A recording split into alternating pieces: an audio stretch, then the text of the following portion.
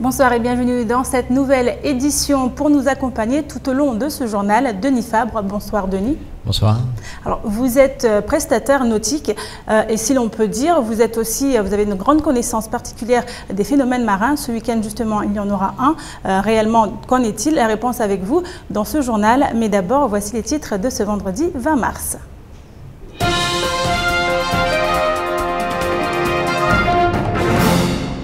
À Doujani, un ancien garage est devenu le QG des délinquants.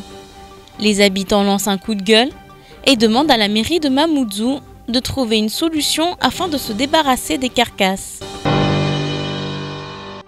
Demain, la mer remontera jusqu'à atteindre la barrière de corail. C'est ce que l'on appelle la Grande Marée. Plus de détails dans ce journal. La place de l'ancien marché est désormais inaccessible pour les automobilistes et cela a fait fuir aussi les clients du marché couvert.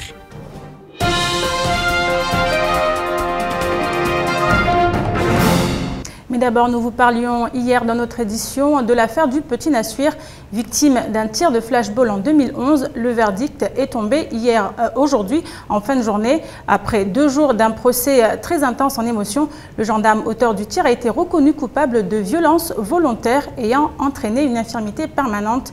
Il est condamné à 2 ans de prison avec sursis. Cette condamnation ne sera pas inscrite dans son casier judiciaire. Un verdict qui a été jugé très insuffisant par la famille de la victime. Pour l'heure, elle n'a pas encore exprimé son souhait de faire appel.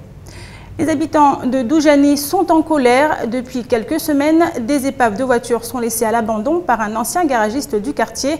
Une situation qui devient dangereuse pour les enfants qui ont fait des lieux leur terrain de jeu.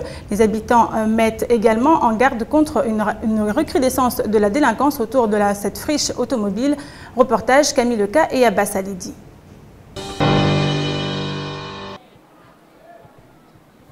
Portes, carcasses et autres pièces automobiles en tout genre, on pourrait croire à une casse automobile réglementaire.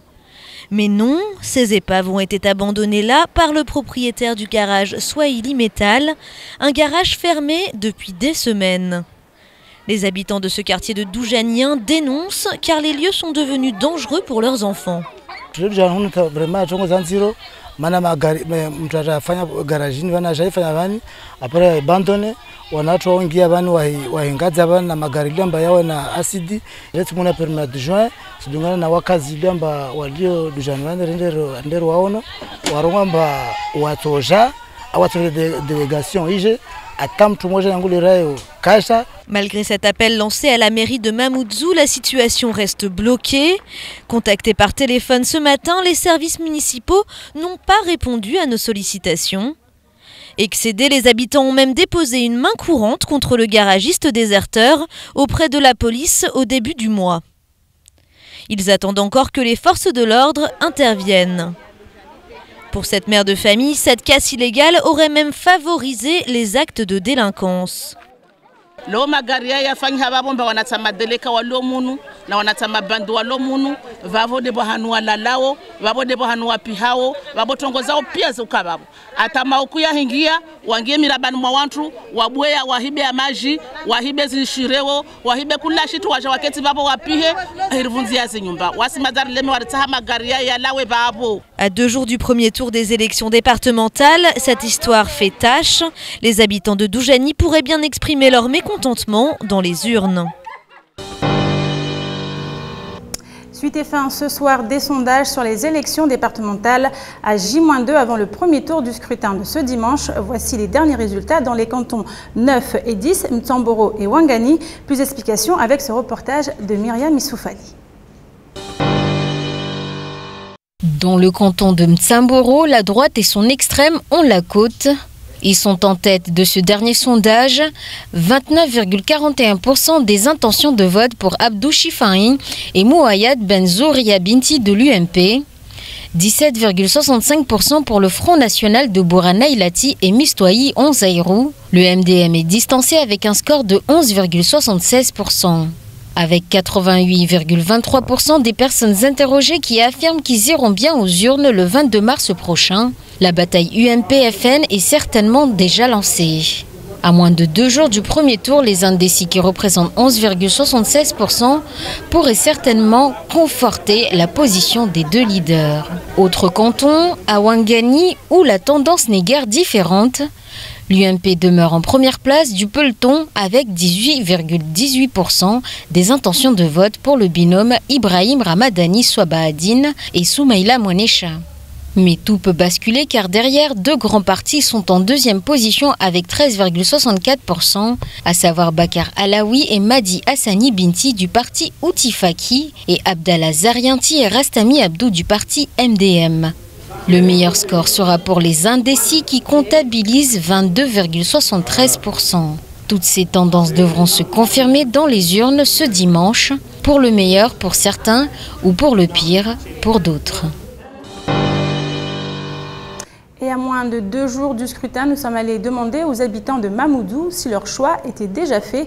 Et les réactions sont mitigées. On les écoute au micro de Shakila Youssouf. Moi, je ne réagis pas par rapport aux rumeurs. Moi, je réagis par rapport à ce que j'ai vu. Donc, ceux qui réagissent par rapport aux rumeurs, c'est le problème. Et vous avez vu quoi par rapport à Zaïdou? Qu'est-ce qu'il a fait de bien? Non, chacun a s'exprimé de sa manière parce qu'on est dans des élections. Chacun s'exprime de sa façon pour convaincre l'autre, mais je n'ai pas vu des insultes. Babo tongoyo boro ya Shihabu rana president ngina mwana ntosongwa ba Shihabu bakoko katofanya na boro ya mtumbole rana mwanamta jadunga deposit yahe mtumbole wa yafikiri maisha yangu wa mintusubutundongo bi a partir la 80 1980 ujanyu mahun kwa siasa maore kwa politiki maana watu wa kufanya politiki wa mazamu hizo wa warenge wandizao. Pourquoi nika wasu maoni mashababi njeni makojidi satu amba manatini maore mwana maore mtitiun ashinda kabili siasa na wangazija na wanzuani na wamwadi.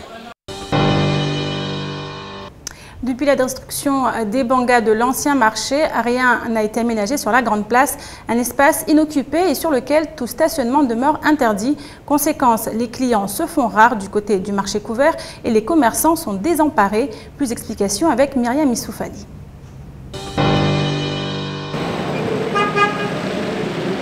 Depuis la démolition de l'ancien marché, le stationnement aux abords de la place de la République est désormais difficile pour les conducteurs. Conséquence de l'interdiction de stationnement sur la Grande Place, les chauffeurs se livrent une bataille pour obtenir une place.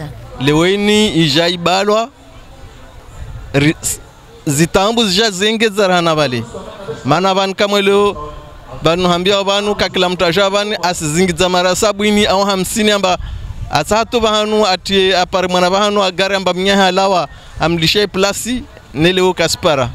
Le chantier n'est guère entamé pour réhabiliter l'ancien marché et pour les commerçants du marché couvert, les affaires régressent.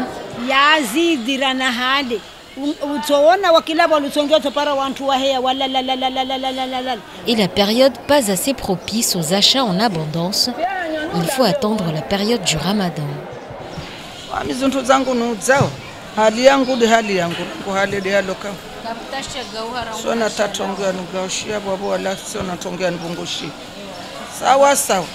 Les vendeurs à la sauvette, eux, sont toujours là, malgré l'interdiction.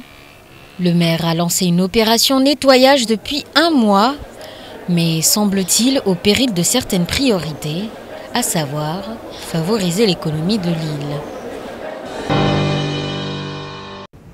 Et les pêcheurs de Petite Terre sont en colère. En effet, cela fait plusieurs mois qu'ils sont victimes de cambriolage.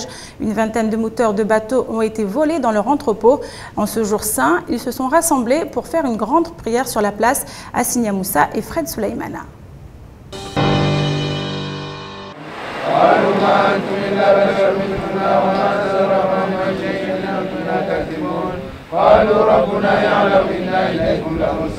Réunis ce vendredi, les pêcheurs de Petite Terre ont organisé une grande prière à cause de vols à répétition qui se produisent depuis 3 mois maintenant.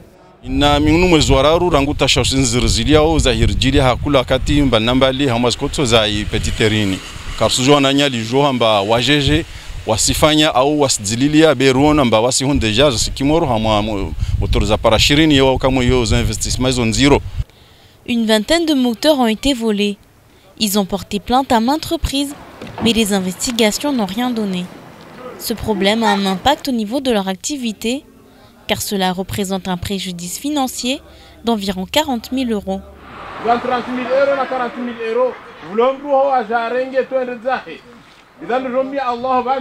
Na misanda leo kaistola raha tongo zizi kasenda wavurongo na rumie waonao watu rongo mba ashturimia sumia de mtu aonao demande Allah subhanahu wa ta'ala. En attendant que les choses rentrent dans l'ordre, les pêcheurs prennent leur mal en patience. Ce phénomène est récurrent sur les pontons de petites ou grandes terres, surtout que l'État ne subventionne pas à hauteur de leur investissement. Denis, c'est une situation que vous avez déjà rencontrée, vol de moteur ou vandalisme de vos outils de travail, puisque vous travaillez en mer. Oui, enfin, bon, nous on a des gros moteurs, donc c'est vrai qu'on ne se fait pas encore voler nos gros moteurs parce que ça ne va pas sur les barcams, mais ça m'est déjà arrivé en tant que plaisancier, oui, et c'est super désagréable. Après, je comprends tout à fait les pêcheurs parce que eux, déjà, ils partent en mer entre les dépressions où ils ne peuvent pas travailler, le poisson qui n'est pas là, où il y en a de moins en moins, donc ils ont de plus en plus de mal. Si en plus on leur vole des moteurs, oui, je pense que pour eux, ça doit être très dur.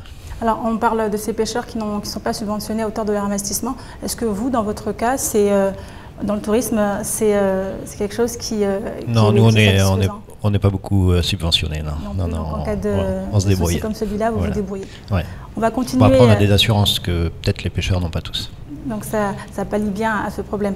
Donc on va continuer, Denis, on reste en mer avec la marée du siècle prévue demain, samedi 21 mars. Elle est très attendue. Ici à Mayotte, elle ne sera pas aussi impressionnante qu'en métropole.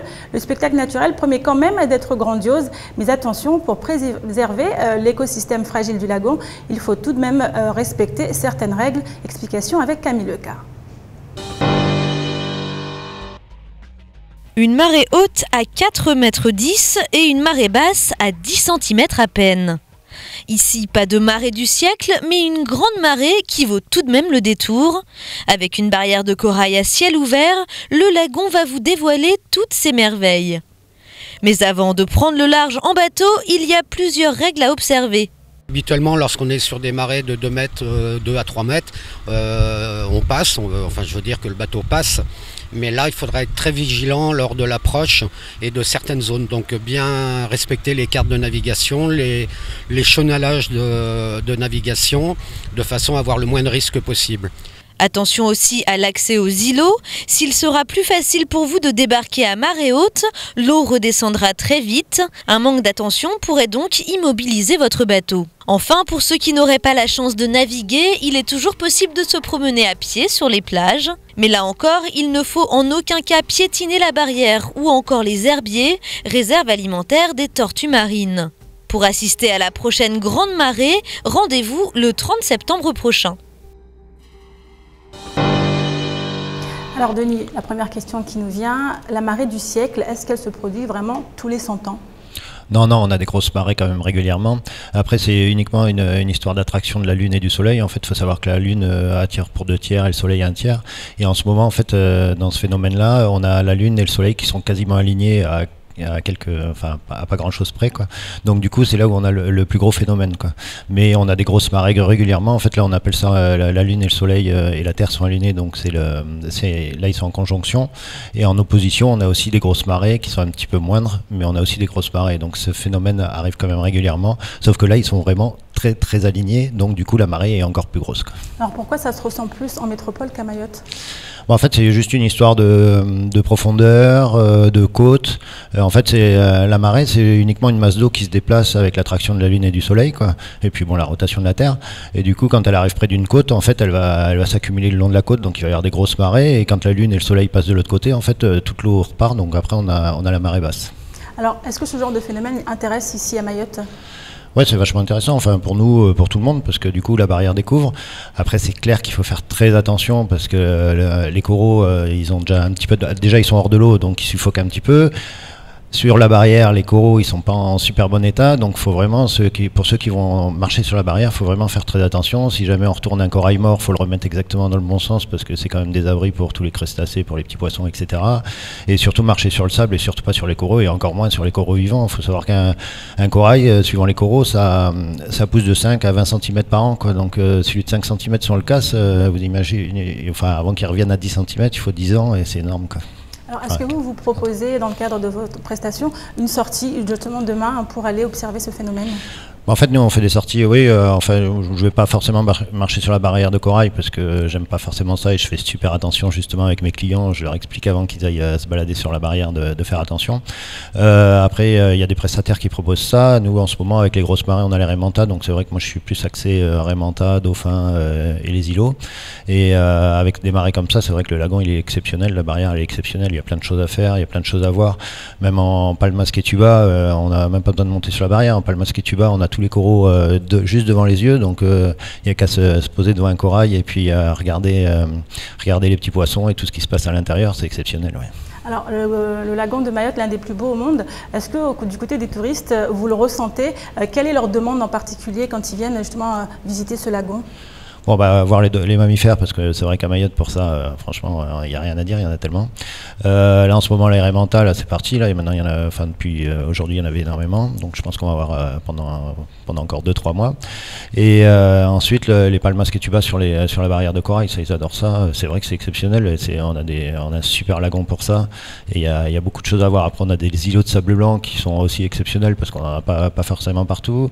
On a les îlots choisis. Enfin, on a plein de plages qui sont accessibles que en bateau ou quasiment qu'en bateau, qui sont super belles. Et surtout, on a des coraux sur chaque plage. On peut aller plonger en Palmas Quetuba. C'est pour ça que demain, à la marée basse, il vaut mieux aller plonger à mi-marée, en sachant que la marée demain va descendre de 15-18 cm toutes les 10 minutes à mi-marée, donc c'est énorme, hein, faut pas se faire avoir, quoi. Je parle pour les nageurs, mais aussi pour les bateaux, hein, parce que les gens qui vont aller sur la barrière, qui vont se balader avec leur bateau, s'ils se font prendre, le bateau il va tomber sur les coraux et casser tous les coraux. Et donc pour tout ça, il faut faire très attention. Alors, est-ce qu'il y a des endroits à Mayotte, des plages en particulier, où on ressent le phénomène, où il faut se trouver demain? Non, c'est partout pareil. Après, c'est vrai qu'il y a des lieux style les piscines des Badamiers qui sont hyper prisés, et donc je pense que demain il y aura énormément de monde là-bas. Et non, après il y a des endroits qui sont plus ou moins beaux, mais bon, après faut pas non plus trop les dévoiler parce que sinon tout le monde va aller là-bas et dans 10 ans il n'y aura plus rien. Alors, 1 ou 2 conseils pour ceux qui vont aller justement voir tout cela demain? Donc ceux qui vont en bateau, mettre l'ancre sur le sable loin du platier pour pas que, en fait, avec le cercle d'évitage, ça puisse abîmer les coraux. Pour ceux qui partent des bateaux pour aller sur la barrière de corail, essayer de trouver une petite langue de sable pour pouvoir passer, pour pas abîmer les coraux. Et puis pour ceux qui vont marcher sur les coraux, marcher sur le sable et surtout pas casser les coraux. C'est noté, Denis. On continue avec le daïra qui continue à diviser les Mahorais. Issu pour les uns des pratiques religieuses du temps des sultans, ce n'est pour d'autres qu'une cérémonie empreinte ni plus ni moins de culture et de tradition. Longtemps réservé aux hommes, le daïra s'introduit peu à peu dans les sphères féminines, ce qui n'est pas du goût de tous. Le décès ce mardi de Maman Abdou, figure marquante du daïra de femmes, relance le débat sur sa légitimité. Les précisions de Shakila Youssouf et Leslie Vimné. Débat, Mlidi, Chengue, Darassa, Tari, Daïra, des chants et des danses de louanges en langue arabe transmises par des ancêtres princiers appelés Kabaïla dans les îles de l'océan Indien. Ces traditions originaires de Zanzibar ont toutes débarqué dans le berceau de la culture mahoraise, la ville d'Aqua. Des traditions que les femmes s'approprient aujourd'hui, comme ce daïra qui est à l'origine plus pratiqué par les hommes.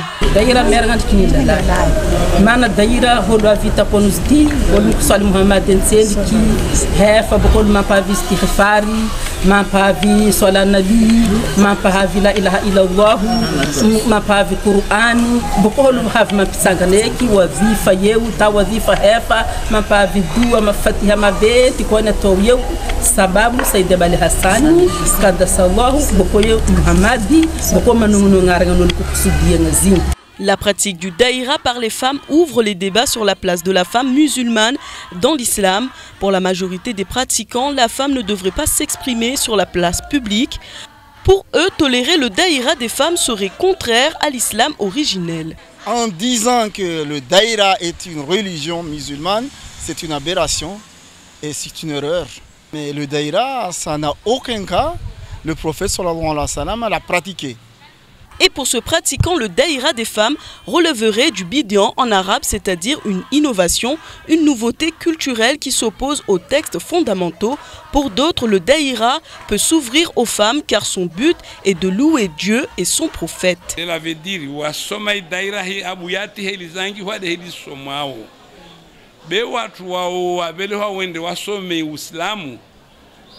wande wapara tuzangina woho na watu ikamba otima islamu swafi wangia wasomo tuzangina. Cette question de la pratique du daïra des femmes mériterait en tout cas un débat de fond. C'est ce que pense Darwesh Ilahi Bakar, doctorant auteur d'une thèse en linguistique, littérature et civilisation arabe. La femme ne doit pas être entendue, ne doit pas être vue par l'homme ou par quelqu'un qui n'est pas de sa famille ou de son mari ou de je ne sais pas quoi, et qu'on la dévalue. Mais ce n'est pas une question qui vient de l'islam, c'est une question qui vient de la société. Toujours, en tout cas à mon avis, c'est de voir ce débat-là autour de tous ces questionnements pseudo-religieux, de les cantonner beaucoup plus dans la société. Comment la société voit la femme en son sein, comment la société appréhende le rôle de la femme dans la société. Et c'est ça en fait. Les avis sont partagés. Pour certains, le daïra n'irait pas à l'encontre des dogmes de l'islam et pour d'autres, les musulmans doivent seulement s'appuyer sur la sunna ainsi que les hadiths et le Saint-Coran. Également dans l'actualité de ce vendredi 20 mars, les records de consommation en électricité, la nouvelle affectation pour Thomas de Gauss, anciennement préfet à Mayotte. Davantage de précisions dans l'actualité en bref.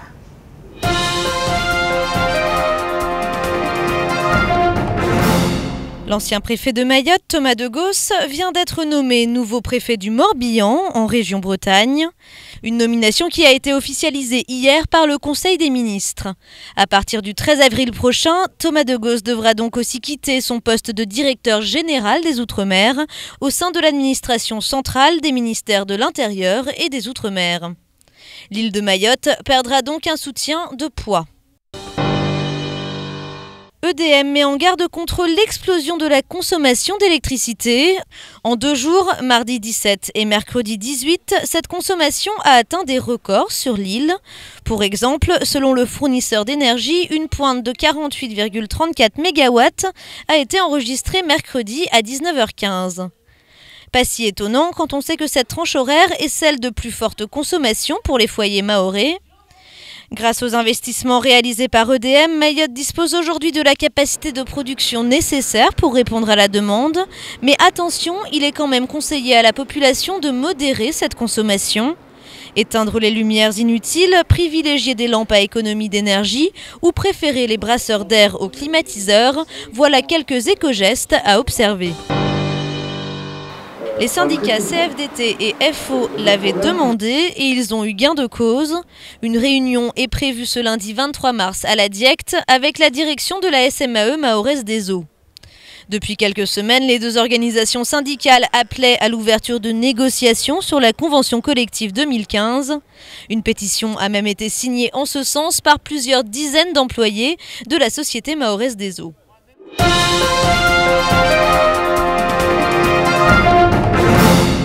Denis, on l'a vu dans ce reportage, pic de consommation d'électricité. Vous qui êtes très sensible à la préservation de l'environnement, qu'est-ce que vous en pensez ? Je le déplore. Non, je pense qu'il y a beaucoup de choses à faire encore sur l'île. Et notamment, je pense que tout le monde s'équipe de climatiseurs. Et à 19h, c'est où tout le monde rentre. Et les dalles béton sur les maisons, elles réfléchissent énormément de chaleur. Je pense que si tout le monde avait des toits, même en tôle, au-dessus des dalles béton, il y aurait déjà beaucoup moins de climatiseurs en fonction. Et du coup, il y aurait peut-être un petit peu moins de pics. On continue, Denis. On célèbre aujourd'hui la journée mondiale de la santé bucco-dentaire. Pour la première fois cette année, l'événement a trouvé écho à Mayotte. Des stands ont pour ce faire été installés sur la place de la République. Objectif de l'opération, sensibiliser la population mahoraise sur l'hygiène dentaire. L'association Toi aussi a elle aussi fait le déplacement, accompagnée d'enfants en situation de handicap. Le reportage d'Asnia Moussa et de Leslie Vimné. Avoir 2 dents saines passe d'abord par un bon brossage de dents. Les règles sont simples, se brosser les dents 3 fois par jour et après avoir mangé. Mais aussi, ne pas manger n'importe quoi. À travers des stands installés place de la République, l'Union française pour la santé bucco-dentaire tient à faire passer le message. On distribue des brosses à dents à tout le monde pour leur montrer comment se brosser les dents. Une fois qu'on leur a montré comment se brosser les dents, on leur met ce produit, ça détecte les plaques dentaires. Donc quand le produit devient vraiment rouge, c'est parce que les dents ne sont pas bien propres. Alors on leur explique comment se brosser les dents. Et le message c'est simplement de bien se brosser les dents parce que tout le monde se brosse les dents mais au final ils ne savent pas comment faire. Le matin, ils vont se brosser les dents, après ils vont manger. À chaque fois qu'ils vont manger, ils se brossent les dents. Et c'était tout à fait, c'est le contraire. Il faut se brosser les dents après avoir mangé. Donc c'est pas qu'il ne le fait pas, il le fait, mais il ne le fait pas au bon moment où il faut le faire. Donc ce qu'il faut faire, c'est qu'il faut se brosser les dents 3 fois par jour, à chaque fois qu'on aura fini de manger, et éviter les sucreries. Donc quand je parle de sucreries, c'est pas que les bonbons ni les boissons, mais c'est aussi les chips, parce que les enfants à Mayotte, ils mangent beaucoup de chips, de sucreries. Sur l'île, il existe seulement 13 cabinets dentaires pour plus de 200 000 habitants. C'est largement insuffisant. Il devrait y en avoir 10 fois plus. Alors, les Mahorais attendent d'avoir mal aux dents avant de se rendre chez le dentiste. Et c'est trop tard, car les dentistes sont souvent obligés d'extraire la dent. Autre action de la journée, des enfants en situation de handicap, pris en charge par l'association Toi aussi, ont pu découvrir le cabinet dentaire du CHM. Ce sont des patients généralement handicapés, avec souvent des défauts de brossage et puis une peur, une crainte du dentiste. Donc le but aujourd'hui, c'est pas de faire des soins, c'est de faire un contrôle et de les rassurer et de vérifier en amont qu'il n'y a pas de gros soucis urgents avant de les réorienter et de les voir dans un climat un peu plus calme. Ça fait partie de nos missions. Prendre soin de l'enfant, l'accompagner dans les actes de la vie quotidienne. Et aujourd'hui, le fait de pouvoir leur proposer des soins dentaires, ça rentre dans nos missions et c'est un projet qui aujourd'hui me semble, moi et mes collègues avec lesquels on a travaillé dessus, un projet qui est assez important et qui sera bénéfique pour l'enfant. Sur le plan mondial, on estime que 90% souffrent ou souffriront d'une infection dentaire. Alors, mieux vaut prévenir que guérir. Ne pas manger trop de sucreries, utiliser un dentifrice au fluor pour renforcer l'émail et surtout, se rendre chez le dentiste au moins tous les 6 mois. Voilà les bons gestes à adopter pour avoir une bouche saine. Et pour finir ce journal, les événements de ce week-end, ils sont nombreux. On commence bien sûr par le concert tant attendu de Maître Gims ce soir au stade de Combani à 20 h. Demain, les coureurs aguerris ou amateurs s'affronteront lors de l'édition 2015 du Trail des Maquis. Le top départ des courses allant de 5 à 35 km sera donné à Combani dès 5 h du matin. Enfin, n'oubliez pas d'aller voter dimanche pour le premier tour des élections départementales. Les bureaux de vote seront ouverts de 8 h à 18 h selon les communes. C'est la fin de cette édition. Merci à vous de l'avoir suivi. Merci à vous, Denis, d'avoir répondu à nos questions. Merci de m'avoir invité. Donc, on le rappelle, demain, ça sera la marée du siècle. Voilà, enfin la marée du siècle, entre guillemets. Mais ça sera la grande marée, oui. Donc, quelques conseils encore pour ceux qui voudront en profiter? Oui, quelques conseils, faire attention et puis pas casser les coraux. Dans quelques instants, vous serez en compagnie d'Ornella Perrine pour les nouvelles du temps de la météo demain. Juste après, à 19 h 35, retrouvez l'invité du temps de parole, Mahmoud Aziari, qui était ce matin au micro de Patrick Millan. Bonne suite de programme sur KTV.